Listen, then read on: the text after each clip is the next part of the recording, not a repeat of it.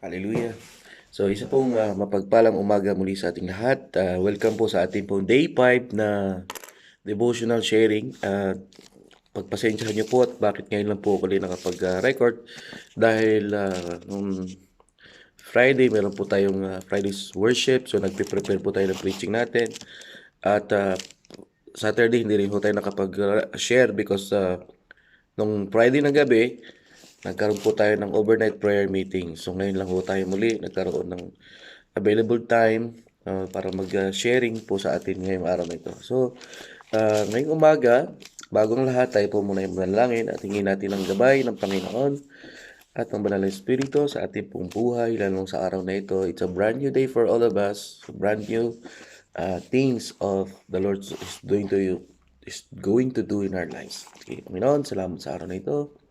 Kami po ay lubos na pupuri at nagpapasalamat sa kabutihan at Lord sa iyong katapatan sa aming buhay, Panginoon. Dalangin ko, Diyos, na patuloy na ipagkatiwala namin mga sarili, ang aming buhay sa inyo, ang pamilya namin sa inyo, Panginoon God. Lahat ng bagay na meron kami, Panginoon, sa iyo, God. Patuloy na ikaw ang kumatagpo, Panginoon God. At alam man, Lord, ang aming mga sitwasyon ngayon. Dalangin namin, O Diyos, na ikaw ang Panginoon naming magbigay ng comfort sa lahat, Panginoon. At Lord, sa aming po pag-aaralan ngayong umaga, patuloy, O Diyos, na ikaw ang siyang may taas, Panginoon. Lakasin mo kami sa iyong salita, Panginoon, sa pangalan ni Jesus, kasama ng Banal na Espiritu. Amen and amen. So ngayong umaga, pag-usapan ho natin about stop doubting. No? Ating topic ngayon is stop doubting, or dadalhin ko kayo sa story about isang tao, no? Sabi doon sa John chapter 20 verse 21, Jesus appeared to Thomas. So if you know Thomas, no, he has part of the story in the Bible that I think that teach us, no, in our present condition or situation. Maybe today you are Thomas, then let us see and dig the story about this personality. Amen. Sabi dito, now Thomas called Didymus, sabi niya, o Didymus, one of the 12, was not with the disciple, sabi niya doon, when Jesus came. So the other disciple told him, we have seen the Lord, sabi niya. But he said to them, unless I see the nail marks in his hands, and put my finger, where the nails were, and put my hands into his side, I will not believe it, sabi niya. So, a week later, his disciples were in the house again, and Thomas was with them. Though the doors were locked, Jesus came and stood among them and said, peace be with you. Then he said to Thomas, put your finger here. See my hands, reach out your hand and put it into my side. Sabi ng Panginoon, stop doubting and believe. Sabi ng Panginoon. Napakaganda, no? Thomas said to him, my Lord and my God. Then Jesus told him, because you have seen me, you have believed. Blessed and who have not blessed and those who have not seen. Blessed are those who have not seen and yet have believed. Amen. Napakaganda po ng mensahe ng Panginoon. Even the Lord is telling you today na kung kayo man ngayon ay si Thomas, sabi ng Panginoon, reach, sabi niya, or put your finger here, see my hands, reach out your hand, put it into my side, stop doubting and believe. Hallelujah. Napakaganda po ng mensahe ng Lord. Amen. Basahin ho natin sa Tagalog. Amen. Sabi dito, ang pag-alinlangan ni Thomas. Ngunit si Thomas ay tinaguriang kambal, isa sa 12, ay wala roon nang dumating si Jesus. Sabi niya, kaya't sinabi sa kanya ng ibang alagad, nakita namin ang Panginoon. Sumagot si Thomas, hindi ako maniniwala hanggat di ko nakikita ang butas ng pako ng kanyang mga kamay, sa kanyang mga kamay, at naisuot dito ang aking daliri. At hanggat hindi ko naipapasok ang aking kamay sa kanyang tagiliran, sabi niya, makalipas ang 8 araw, muling nagkatipon sa loob ng bahay ang mga alagad. Kasama nila si Thomas. nakapinid ang pinto. Ngunit pumasok si Jesus at tumayo sa gitna niya, sinabi, "Sumainyo ang kapayapaan." No? Saka sinabi kay Thomas, "Tingnan mo ang aking mga kamay at ilapit dito ang iyong daliri. Ipasok mo ang iyong kamay sa aking tagiliran. Huwag ka nang mag-alinlangan, maniwala ka na."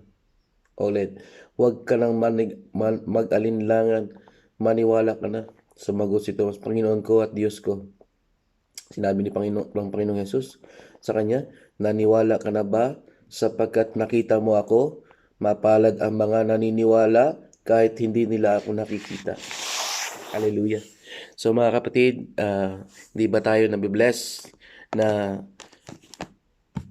even ng Panginoon, pinalalakas ka ngayong araw na ito? May mga bagay sa buhay mo na natingin mo na napakahirap na ng sitwasyon. May mga bagay sa sarili mo na, Lord, may Diyos pa ba sa sitwasyon mo? May mga bagay sa buhay mo na nararanasan mo maybe ngayon sa sitwasyon mo na walang ka ng ibang, kumbaga, na nagkakaroon ka ng doubt sa sarili mo. Meron pa ba, Lord? Darating pa ba? Meron bang answer? Meron ba? Sabi ng Panginoon ngayon, kung ikaw ito na nararanasan mo, kapatid, sabi ng Panginoon, stop doubting and start believing. Mahirap po bang gawin yon sa isang taong naghihintay? Yes, maybe dahil nag-i-expect ka ng something happening in your life. Nag-i-expect ka ng something breakthrough sa buhay. Tapos hindi dumadating yung mga ini-expect mo because you have your own time frame na, Lord, ito yung gusto ko at gusto ko ganito. Hindi ho minsan dumadating yung mga ganong sitwasyon. Kaya sa story ni Thomas, bakit nailathala ang kanyang storya sa Biblia para ipakita na marami pa ring Thomas ngayon sa mundong ito. Maybe ikaw ngayon na nakikinig, na ikaw si Thomas ay gustong palakasin ng Panginoon. Kasi tayong mga tao, no, nung wala pa tayo sa Panginoon, we almost got this praise, no, sa ating pong buhay. Na sinasabi lagi natin nung wala pa tayo sa Panginoon, to see is to believe. Di ba? Gusto mo naman natin makita bago tayo manampalataya. Pero sabi ng Panginoon, nung tayo ngayon nakakilala na at alam na natin ang katotohanan ng Panginoon ay buhay, no, sabi ng Panginoon, believe first, no? Have faith first before you see. When you start believing, you start having your faith, then you will see what the Lord will going to do in your life. Ganun ang gusto ng Panginoon eh. Manampalataya ka muna bago mo siya makita. Manampalataya ka muna bago makita ang mga bagay na nais mo sa buhay mo. We don't go with the same praise already when we know God, especially Jesus in our life. To see is to believe, no. Sabi ng Panginoon sa kanya, stop doubting. No, stop doubting, sabi ng Panginoon. Sabi niya, mapalad, no? Mapalad ang mga taong naniniwala ngunit hindi nakakakita. No, mapalad daw yung mga nanampalataya muna, nananalig sa Panginoon kahit hindi pa nila nakikita yung mga bagay na inaasahan o mga ini-expect o pinagpipray nila sa kanila pong buhay. Just to tell you the story, mga kapatid, nagpunta po ako muli sa Oman noong August 21, no, 2019. And since then, no, hanggang sa ngayong araw na ito, kahapon, ay nagpe-pray po ako ng bagong trabaho.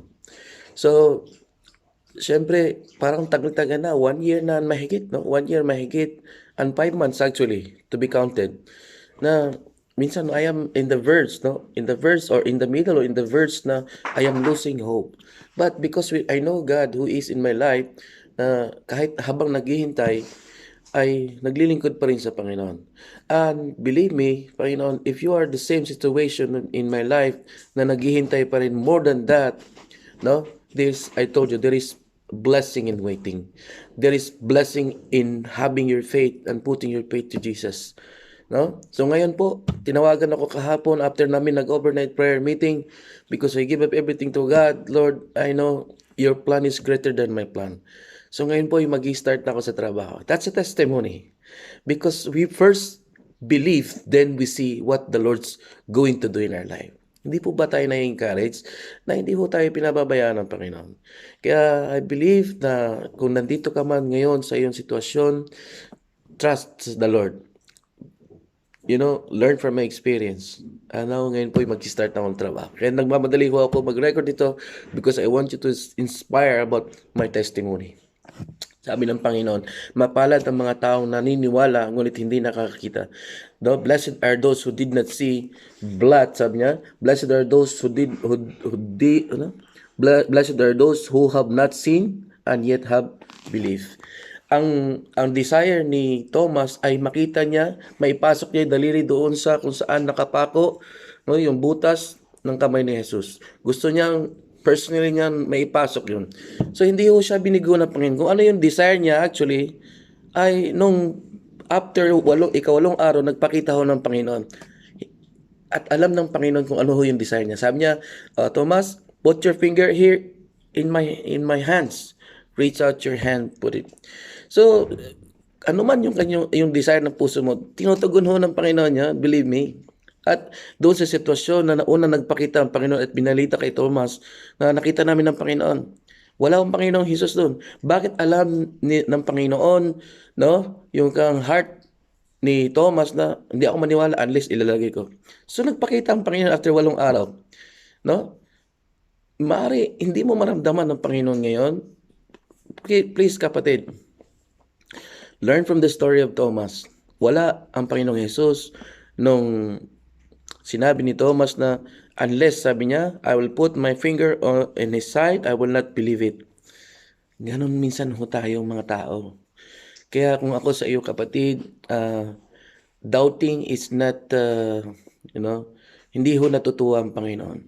Change, erase yung mga bagay na yan and start believing. Kasi alam ng Lord yung sinasabi ng puso mo, ng bibig mo, at alam niya kung ano ang desire ng bawat isa. So nagpakita ho ang Panginoon sa kanya after 8 araw. At yun nga sinabi ng Panginoon, Thomas, put your finger dito nga sa butas ng kanyang kamay and reach your hands and put in my side. Exactly kung ano yung dinesire ni Thomas, yun din ho yung sinabi ng Panginoon. Kaya sabi ni Thomas, minsan napapahiya ho tayo sa harap ng Panginoon because we are losing our faith. We're losing sometimes na magtiwala sa Panginoon. Sino ba ang Diyos? Yes, maybe ang Diyos sa buhay po natin ngayon, maybe He's the invincible God, but sometimes we don't understand or we don't realize or we don't see that maybe He's invincible God. But we always see the visible works of God in our life. Yan na lang creation. We say that the Lord is invincible God, but we see the visible creations of God. Hindi po ba enough yan sa ating pong buhay? So ngayon kapatid, manalig lang ho tayo. Sabi ng Panginoon, stop doubting. Start believing to Jesus. Sabi ng Panginoon na maaari yun ang desire ng Panginoon na mahawakan, na may pasok ni Thomas yung kanyang kamay doon sa butas ng kamay niya at sa tagiliran to believe that Jesus is alive. But we are not doing that anymore. Enough, hindi pa ba enough na ang Panginoon ay buhay dahil hanggang sa mga oras na ito kung paano ka pinagpapalampain, paano ka tinutulungan pa, paano ka hanggang ngayon ay nagiging matapang at nagiging matatag dahil sa Panginoong Jesus. And that's enough a testimony na hindi na kailangan natin ipasok yung ating kamay sa tagiliran at sa butas ng kamay ng Panginoon para ipakilala na buhay ang Panginoon. No, enough na tinanggap mo ang Panginoong Jesus, yan ay pwede nang ipakilala mo ang Panginoon sa lahat sa buong mundo. And our testimony is a great witness na pwede mag-witness na Diyos ay buhay. Amen? Sabi ng Panginoon, ang main purpose ng Panginoon is stop doubting because blessed are those who have not seen but, sabi niya, they believe. Amen? So, panghuli, kapatid, dadaling kita doon sa Hebrews chapter 11, verse 6. Ano pong sinasabi dyan? Ito sabi ng Panginoon, and without faith, it is impossible to please God. No, maybe you have more faith. Marami kang prayer sa buhay mo, marami kang desire sa buhay, marami kang mga pangarap. But if you're losing and you don't have faith at all, hindi rin ho natutuwa ang Panginoon. no? Pero sabi ng Panginoon, without faith, it is impossible. Napaka-imposible mong ma-please ang Panginoon. Napaka-imposible mong ma-receive ang blessing mo sa buhay kung magdududa ka sa Kanya. Sabi ng Panginoon, stop doubting, sabi ni Jesus Christ, and start believing. Sabi ng Panginoon, it is impossible to please God because anyone who comes to Him, anyone o sino mang lumapit sa Kanya, sino man ang tumawag sa Kanya, because anyone who comes to Him must believe, no? Sino mang lumapit, sino mang nanalangin, sino mang nanampalataya sa Kanya, must believe, no? Kailangan manampalataya that He exists, no? That He exists, na hindi na siya ay nag-i-exist sa ating pong mga buhay, sa ating mga sitwasyon. Bakit daw kailangan? Dahil sabi niya, and that He rewards those who earnestly seek Him. Hindi pa ba tayo na-bless mga kapatid? No? So, ngayon, kung nandiyan ka sa sitwasyon mo, kapatid, learn from my testimony, learn from the testimony ng ibang mga kapatiran, and even to yourself, no? Kung nangyari kay Thomas, yung desire niya, nangyari po doon sa actual na tinugon ng Panginoon. Nangyari ko sa akin, mangyayari din po sa inyo. So, ngayon kapatid, I want you to encourage yourself to reading the Word of God, no? Meditate is day and night, sabi ng Panginoon. John chapter 20, verse 24. Amen. Hanggang 29. Yan po, pag manilalayan mo salita ng Panginoon. At ang huli, yung ating pong verse sa Hebrew 11 chapter 6. Ayaw ko na lang kapatid, mapapalakas pa. Sabi ng Panginoon ngayon, kung nandiyan ka sa sitwasyon mo, sabi ng Panginoon, stop doubting. Start believing. Stop doubting and believe. So, God bless kapatid.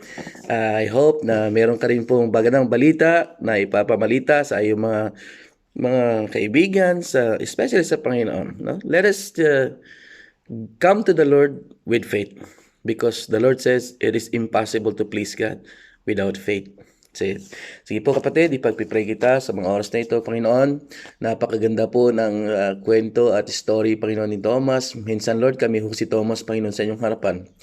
Mari dahil may mga desire kami na gusto namin, Lord, na matanggap, Panginoon. At minsan, Lord, dumadating kami doon sa point, Panginoon, God, na gusto namin, Lord, makita muna bago kami manampalataya. Pero sabi mo, Panginoon, Lord, patawarin mo kami, Panginoon, sa mga sitwasyon na yan at mga pag-iisip na, Lord, na dumadating kami sa point na ganyan, Lord. Sabi ng Panginoon, we should stop but start believing, Panginoon, to you because you are the most precious God. You are the most powerful God, Jesus. And I know, Lord, that he who comes to you, Lord, must believe that He exists, that you exist, Panginoon God. And you will reward those who earnestly seek you, Panginoon. Kaya Lord, salamat sa umagang ito. Patuloy nga, Panginoon, na yakapin mo kami, Panginoon, yung pagmamahal. At patuloy na turuan mo pa kami, Panginoon. Palakasin mo pa kami ngayon na magtiwala sa iyo, Panginoon. Manampalataya sa iyo, Panginoon. At sa mga kapatid ko, Panginoon, na narito ngayon, na nakaranas, Panginoon God, na katulad ni Thomas, Lord, help us, Panginoon. Sabi ng isang kwento, help my unbelief, oh God. Thank you, God, for everything. Glorify your name. Thank you, Lord Jesus. Thank you, Holy Spirit, that will always comfort us in Jesus' mighty name. So, kapatid, God bless you. Sabi na, lagi natin sinasabi na naman lahat ng bagay, sitwasyon, we continue to be a blessing. We continue to be blessed and be a blessing. So, God bless everyone. Have a nice day.